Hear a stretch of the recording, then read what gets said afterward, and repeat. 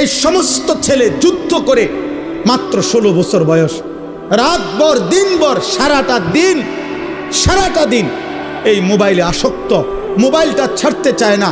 মার লগে যুদ্ধ করে, বাবার সাথে যুদ্ধ করে, প্রয়োজনে ঘর ছেড়ে দিবে, প্রয়োজনে মা বাবার সাথে চোখ রাঙ্গাবে, কারণ তার মোবাইল তার লগে থাকতে হইব 24 ঘন্টা। তার জিজ্ঞাসা করেন, তার কলিজাটা খুলে দেখেন, তার কলিজাটার ভিতরে নারীর আসক্তি, জিনার ব্যভিচারের আসক্তি, সারা রাত উলঙ্গ ছবি আর নর্তকী দিনভর দেখার জন্য এই হাইওয়ান 24 ঘন্টা মোবাইল ব্যবহার। আর কোন 16 বছরের কোনো বাচ্চার 24 ঘন্টা বড় মোবাইলের কোনো দরকার নেই। 18 বছরের একটা ছেলের এত লম্বা টাইম মোবাইলের দরকার নেই। বলে পড়ালেখার কাজ আছে, তো পড়ালেখার কাজ রাত 12টার পর থেকে সকাল 8টা পর্যন্ত তোর কোন পড়ালেখা? ওই সময় জমা দে তোর বাপের কাছে এটা। হ্যাঁ এখন বলে হ্যাঁ আমি জমা দিলাম, এখন জমা দে, তোর মায়ের কাছে জমা দে। ওই প্রয়োজনে মারে গুলি করব, ওই প্রয়োজনে বাপেরে গুলি করবে, কিন্তু মোবাইল দিবেন। কারণ এর মধ্যে যে তার নারী, এর মধ্যে যে তার উলঙ্গ ছবি। আপনারা দেখেন না আপনাদের ছেলেদের মাত্র 16 বছর, 18 বছর না হতে সাফা ভিতরে ঢুকে গেছে, কালো চেহারা, বেনামাজি, নিকৃষ্ট। আরে বেনামাজি, খোদার কসম, যে ব্যক্তি জিনায় আসক্ত, যার নামাজ ছুটে যায় বেশি, তার ভিতরে নিশ্চিত নারীর প্রচন্ড হারাম আসক্তি, এটার অভিশাপ। এই অভিশাপের কারণে আমরা কিতাবে পড়ছি হারাম প্রেম, হারাম ইশক মানুষকে নামাজ ছুটায় দেয়, আল্লাহ ভুলায় দেয়, মুশরিক বানায় দেয়, মুশরিক। আমার কাছে কিতাব আছে, শিরিকওয়ালা বানায় দেয়। ওই তখন বলে আমি তোমাকে ছাড়া আর কিছু বুঝি না। তার মানে আল্লাহও চিনি না, আমি নবীও চিনি না, আমি মার ইজ্জত বুঝি না, আমি আমার ধর্ম চিনি না, আমি আল্লাহ খোদা কিছু বুঝি না, আমি তোমারে বুঝি। এ তো মুশরিক, এ তো বেঈমান।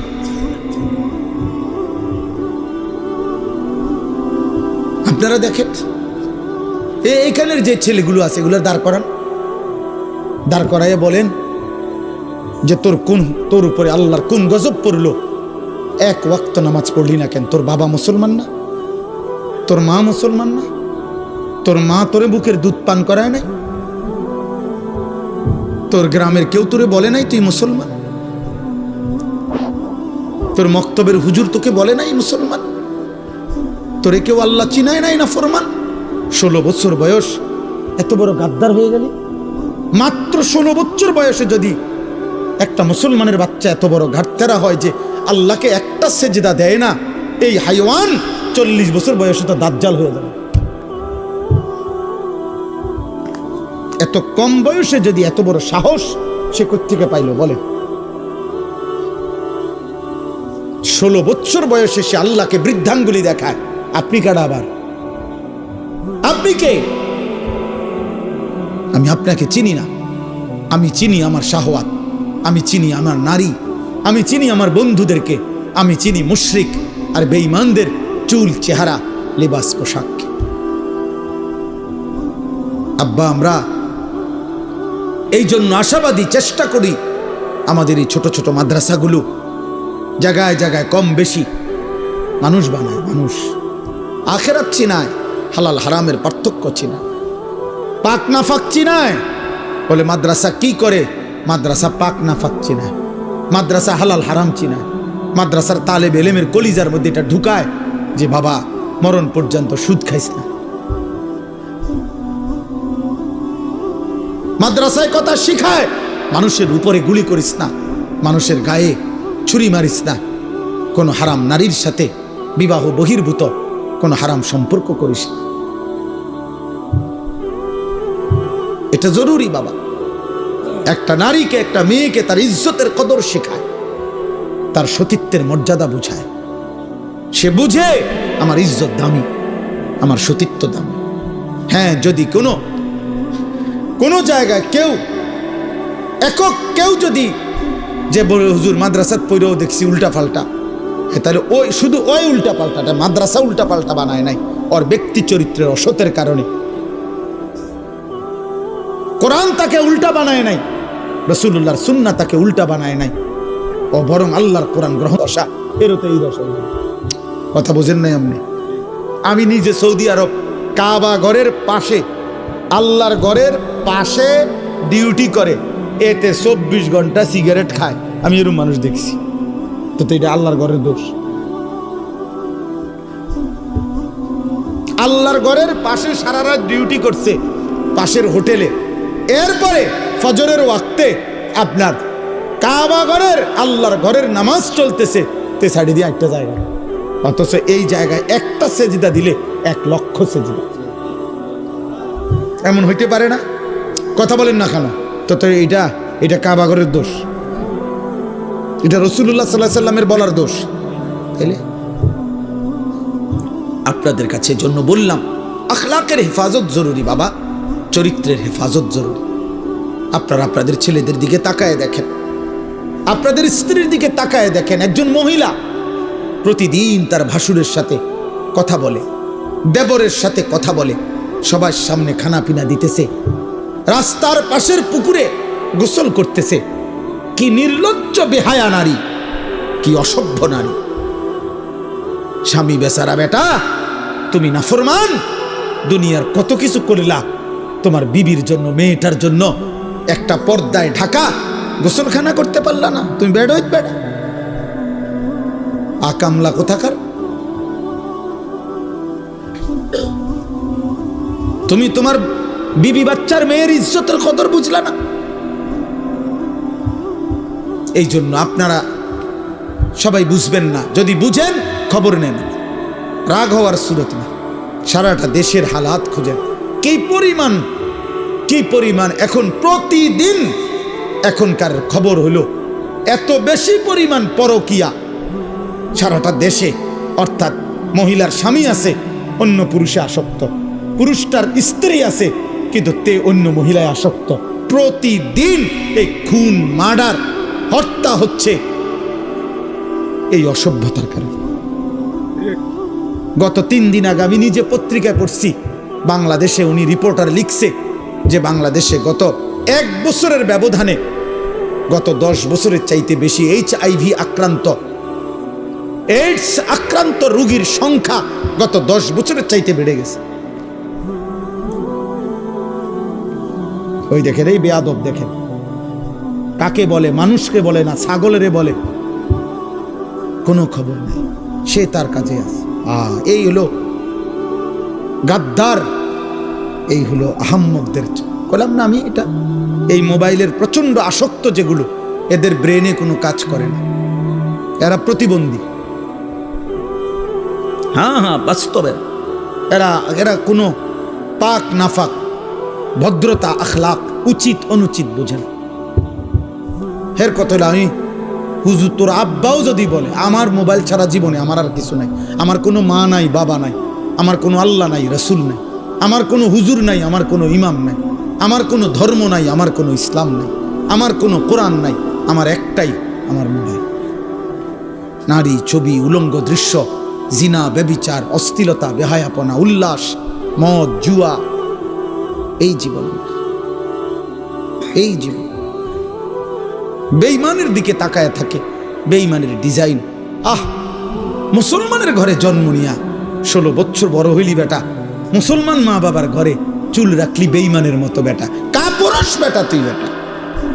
থু বেটা তোর কপালে বেটা, থুতু মারলাম তোর কপালে বেটা, তোর ওই বেঈমানের চুলে থুতু মারলাম বেটা। তোর বাপ তোকেই শিখাইছে এই চুল রাখা, তোর মা শিখাইছে বেটা।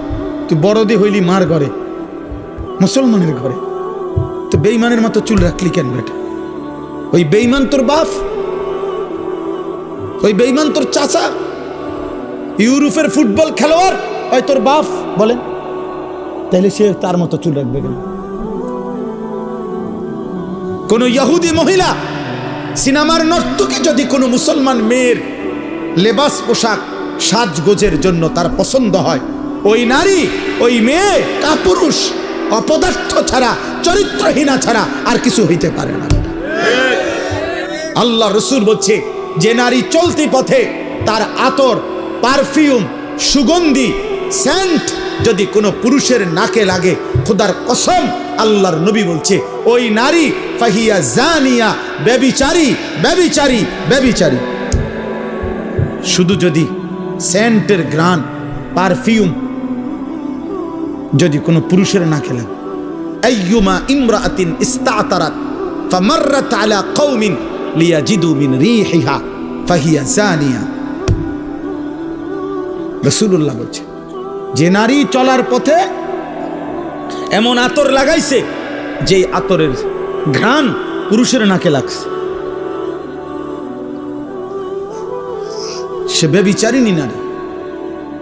আল্লাহ তাআলা কোরআনে বলছে ওয়ালিয়াদরিবনা বিখুমুরিহিন্না আলা জিয়ুবিহিন্না, হে মুসলিম নারী সারা দেহ একে তো তুমি পোশাক দিয়ে ঢাকবে, দ্বিতীয়ত লম্বা মোটা ভারী চাদর বোরখা দিয়ে ঢাকবে।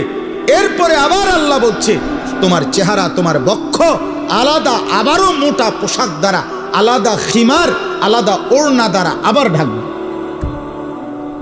তোমার ইজ্জতের দাম বেশি, তোমার ইজ্জতের দাম বেশি। তুমি নারী, তোমার গর্ভে আব্দুল কাদের জিলানী, তোমার গর্ভে বাইজিদ বুস্তামি, তোমার গর্ভে আম্বিয়ারা আসছে, তোমার গর্ভে আউলিয়ারা আসছে, তোমার গর্ভ থেকে সাহাবা জন্ম নিছে। তুমি নারী দামি, দামি। হরিণের মৃগনাভি কস্তুরী খুব দামি, এজন্য হরিণ থাকে জঙ্গলের সবচেয়ে গোপন জায়গায়। হরিণ কোনোভাবেই কারো চোখে পড়তে চায় না, কারণ সে বুঝায় আমি বড় দামি, আমার উদরে মানে আমার ভিতরে অনেক দামি নিয়ামত আল্লাহ রাখছেন, মৃগনাভি কস্তুরী। ঠিক আল্লাহ তাআলা বলছে নারী তুমি দামি, তোমার গর্ভে আমি আল্লাহ তাআলা জামানার বড় মুজাদ্দিদ, জামানার বড় আউলিয়া, মুজাহিদ, আলেম, উম্মতের বড় খাদেম আমি তোমার গর্ভ থেকে দেব। তা যে তুমি দামি, তুমি রোডে যাইও না, তুমি রাস্তা যাইও না, তুমি মানুষের বেড়ায় দেখাইও না, তুমি শরীর প্রদর্শন করো না।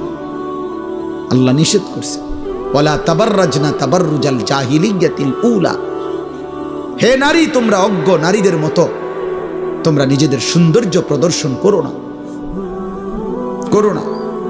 ওয়ালা ইয়াদরিবনা বিআরজুলিহিন্না লিউলামা মা ইউখফিনা মিন জিনাতিহিন্না, আল্লাহ তাআলা বলেন হে মুসলিম নারীগণ জমিনের মধ্যে তুমি এভাবে হেঁটো না যে একটু জোরে, একটু ঠাস ঠাস করে, একটু ভঙ্গিমা করে হাঁটার কারণে তোমার দেহের অবস্থান, শরীরের অবস্থান, তোমার অলংকারের অবস্থান, ঝংকার আওয়াজ পর পুরুষে শুনতে পায়, এটাও তুমি করবা না। আমি আল্লাহ নিষেধ করলাম, নিষেধ করলাম, আল্লাহ নিষেধ করছে ওয়ালা ইউবদিনা জিনাতাহুন্না, তোমার সৌন্দর্য তুমি প্রকাশ করো না। আল্লাহ তাআলা বলছে কত আয়াত যে কোরআনে বলছেন, কত আয়াত। আল্লাহ তাআলা বলছেন মান ইয়াতি মিনকুন্না বিফাহিশাতিন মুবায়্যিনা ইউদাআফ লাহাল আযাব। আল্লাহ বলছে হে মুসলিম নারী আমি আল্লাহ বললাম তোমার দ্বারা যদি প্রকাশ্যে কোনো অশ্লীলতা ছড়ায়, তোমারে দেখা যদি কোনো ছেলে নষ্ট হয়, তোমারে দেখা যদি কোনো পর পুরুষ ছেলে চরিত্রহীন হয়, মেয়েটা নারী, তো আল্লাহ বলেন আমি কিন্তু তোকে প্রত্যেকটা পাপের ডবল ডবল দ্বিগুণ দ্বিগুণ শাস্তি দেব। তোর নিজের পাপ, ওই ছেলের পাপ। এটা কোরআন শরীফের আয়াত। এজন্য যেই সমস্ত মহিলা মেয়ে বেপর্দা হারাম কোনো প্রেম সম্পর্ক অথবা নিজের শরীর প্রদর্শন করে, এদের দিকে যত পুরুষ তাকায় এই সমস্ত পুরুষের যত গুনাহ হয়, ওই অসভ্য নারী সবগুলো গুনার শাস্তি নিজের পাপ আবার এদের পাপ সমপরিমাণ নিয়ে শাস্তি ভোগ করতে হবে। খোদার কসম এটা কোরআনের আয়াত। আল্লাহ বলছেন আমি ছাড়ব না, আমি নিষেধ করছি। আমি তোমাকে দামি বানাইছিলাম, আমি তোমাকে ইজ্জতওয়ালা বানাইছিলাম। ইসলাম নারীকে কি সম্মান দিছে বলেন? মাটির নিচে ছিল, ন্যূনতম কোনো মর্যাদা, জীবন্ত মাটির নিচে দাফন করে দিত কন্যা সন্তান। ইসলাম সেই মনে হয় যেন কবরের থেকে উঠাইয়া আমার নবী মর্যাদা দিতে দিতে বলছে আল জান্নাতু তাহতা আকদামিল উম্মাহাত, মায়ের পায়ের নিচে সন্তানের জান্নাত। তাহলে মা কোথায়? পরে বোঝেন না, মহিলার পায়ের নিচে যদি জান্নাত হয় তো এবুড়ি কোনায়? জান্নাতের উপরে। তার মর্যাদা কোথায়? জান্নাতের ঊর্ধ্বে। নারী জান্নাতের ঊর্ধ্বে। সুবহানাল্লাহ।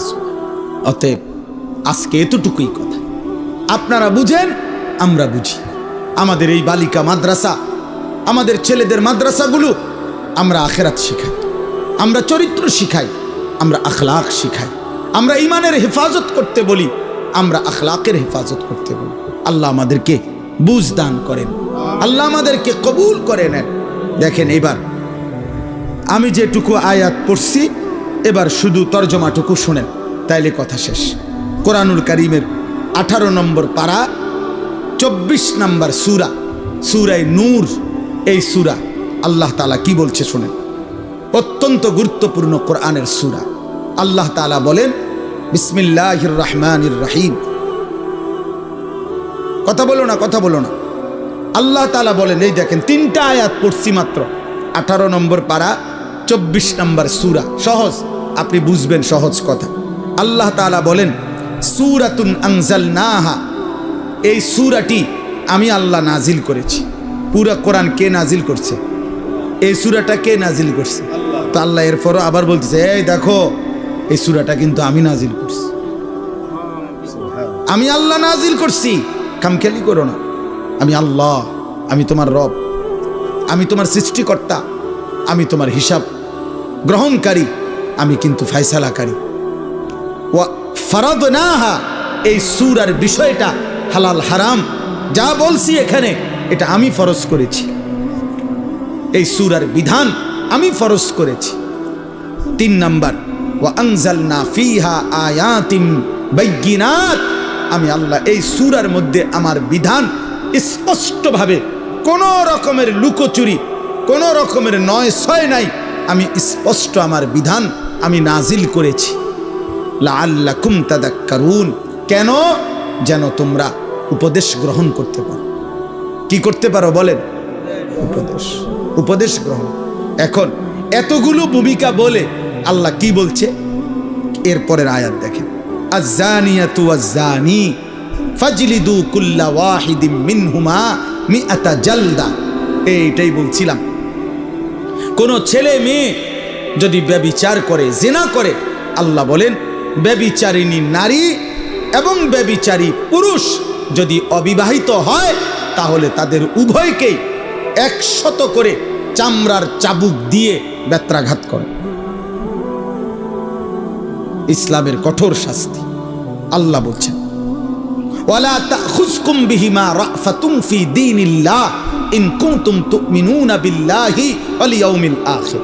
আল্লাহ বলেন, যদি আল্লাহরে মানো, আখিরাতকে মানো, তাইলে এই শাস্তি কার্যকর করতে গিয়ে এক বিন্দু দয়া মায়া দেখাবা না। এই সমাজ থেকে অশ্লীলতা মুক্ত করা, ব্যভিচার মুক্ত করা, নারী পুরুষ ছেলে মেয়ের অবাধ মেলামেশা, এটার থেকে একটি সমাজকে বাঁচানো। খোদার কসম, আল্লাহর এত কঠোর বিধান যা আল্লাহ বলেন এই বিধান কার্যকর করতে এক বিন্দু দয়া মায়া দেখাবা না। এটা সব সাংঘাতিক কথা। এটাই আমরা এই জন্য বলি, আজকে ছেড়ে দিছেন আপনারা, বললাম না, ছেলে পেলেদের অভিভাবকদের কোনো খবরই নাই। উনি বুঝে, সব বুঝে, তার ফোলাটা যে নষ্ট হয়ে গেছে ওটা বুঝে। চেহারা দেখলেই তো বোঝা যায়। মানুষের চিহ্ন নাই, আল্লাহ খুদার চিহ্ন নাই, হালাল হারামের চিহ্ন নাই, আখিরাতের কোনো ভয় নাই। এটা বুঝাই তো চায়। কে না বুঝে? কে না বুঝে? 18 বছর 16 বছরের ছেলেটা রাতভর মোবাইল দিয়ে কি করে এটা বুঝে না কে? মেয়েটা মাত্র 14 বছর 16 বছর, 18 বছরের মেয়েটা 1 ঘন্টা লাগাইয়া সাজ্জা গুইজা বিভিন্ন রকমের পারফিউম ব্যবহার করে কত রঙ্গ রসে, কত রূপে সাইজা রাস্তায় বের হয়। আপনি বুঝেন না বাবা, আপনার মেয়েটা কারে দেখাইতো বুঝলা রাস্তায় গেছে, আপনি সিরা খান, আপনি বুঝেন না? আপনি বুঝেন না? আল্লাহ তাআলা বলছেন, ছেলে কিংবা মেয়ে যদি অবিবাহিত হয়, তারা যদি ব্যভিচার করে, তাদেরকে 100 চামড়ার চাবুক দিয়ে বেত্রাঘাত করে। আর তাফসিরের মধ্যে আছে আল্লাহ রসুল সাল্লাল্লাহু আলাইহি সাল্লাম বলছেন, আল্লাহর বিধান যদি বিবাহিত পুরুষ এবং নারী, এই যেটাকে আমাদের সমাজে পরকীয়া বলে, স্ত্রীর স্বামী আছে কিন্তু অন্য মহিলার সাথে, পুরুষের সাথে জেনা করে, পুরুষের স্ত্রী আছে কিন্তু অন্য মহিলার সাথে ব্যভিচার করে, আল্লাহ বলছেন ফারজুমুহুমা, এই দুই নাফরমান পাপীকে পাথর মারতে মারতে অভিশপ্তদেরকে দুনিয়া থেকে সরায় দাও। পাথর মারো, পাথর, পাথর এভাবে মারবা, পাথর মারতে মারতে মৃত্যু দাও, মরা পর্যন্ত পাথর। কি সাংঘাতিক কথা বলেন। তার মানে এটাই বলছিলাম, কথা তো এটাই বলছি যে আসমানের নিচে জমিনের উপরে কোন মুসলমানের দ্বারা, কোন মুমিনের দ্বারা, খোদার কসম আল্লাহ বলে, বান্দা আমি এটা সহ্যই করতে পারি না যে মুসলমান পরিচয় দিয়ে ছেলে মেয়ে নারী পুরুষ অবাধ মেলামেশা করবে, আমি আল্লাহ এটা মানিয়ে নিতে পারি না। কেন? আমি তো সকল চাহিদা পূরণের হালাল ব্যবস্থা রাখছি, আমি খাবারের চাহিদা পূরণ করছি, আমি পানির চাহিদা পূরণ করছি, আমি লজ্জাস্থানের চাহিদা পূরণের হালাল ব্যবস্থা, পবিত্র বিবাহ আমি তো রাখছি, তাইলে তুমি কেন নাফরমানি করো? তুমি কেন অসৎ হবা? এই জন্য আল্লাহ বলছেন ওয়ালিয়াশহাদ আযাবাহুমা তাইফাতুম মিনাল মুমিনিন।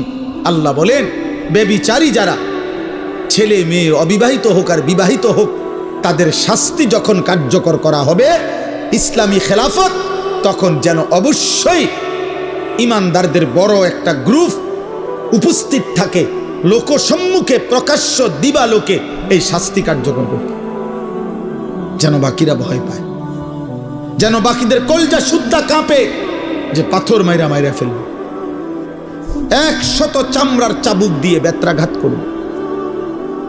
এই জন্য বাবা শুনেন আর এক আয়াত, তাহলে একটা বললাম। এই জন্য আমার এই উদ্দেশ্য, যে বালিকা মাদ্রাসা দেখা আমি এটা বলছি, আয়েশা সিদ্দিকা মহিলা মাদ্রাসা, বালিকাদের মাদ্রাসা, মুসলমানের মেয়ের ইজ্জত, মুসলমানের মেয়েকে দিন শিখানো এতটা জরুরি। একটা মেয়ে খোদার কসম চরিত্রহীন হইলে, একটা মেয়ে যদি অসৎ হয়, একটা মেয়ে যদি নিজের ইজ্জত সতীত্বের কদর না বুঝে, একটা সমাজ পুরাটা দুর্গন্ধ হয়ে যায়। কারণ একটা মেয়ে বেপরদা হওয়া মানে ওই শুধু গুনাহ করছে একজন, আমি একটা মিথ্যা কথা বলছি, এটা আমি বলছি, আমি একটা টাকা চুরি করছি, এটা আমি করছি, আমি কাউকে একটা গালি দিছি, এটা আমি দিছি, আমার পাপ। কিন্তু একটা মেয়ে বেপরদা হওয়া, একটা মহিলা বেপরদা হওয়া, একটা মেয়ে বিবাহ বহির্ভূত কোনো ছেলেকে নিজের সাথে সম্পর্ক করা, একটা মহিলা এটা করা, এটা শুধু তার একটা পাপ না, এটা একটা সমাজ, একটা জাতি, একটা মহল্লা, একটা সংসার ধ্বংস করে দেয়। শুধুমাত্র সে নষ্ট হয় না, ছেলেটাকে নষ্ট করে দেয়, পুরুষটাকে নষ্ট করে দেয়, এই বংশটা আজীবনের জন্য কলঙ্কিত হয়। তাফসিরের মধ্যে লিখছে পরবর্তী বংশধর পর্যন্ত এই কলঙ্ক বয়ে বেড়ায়, তোর বাবা অসৎ ছিল, তোর মা চরিত্রহীন।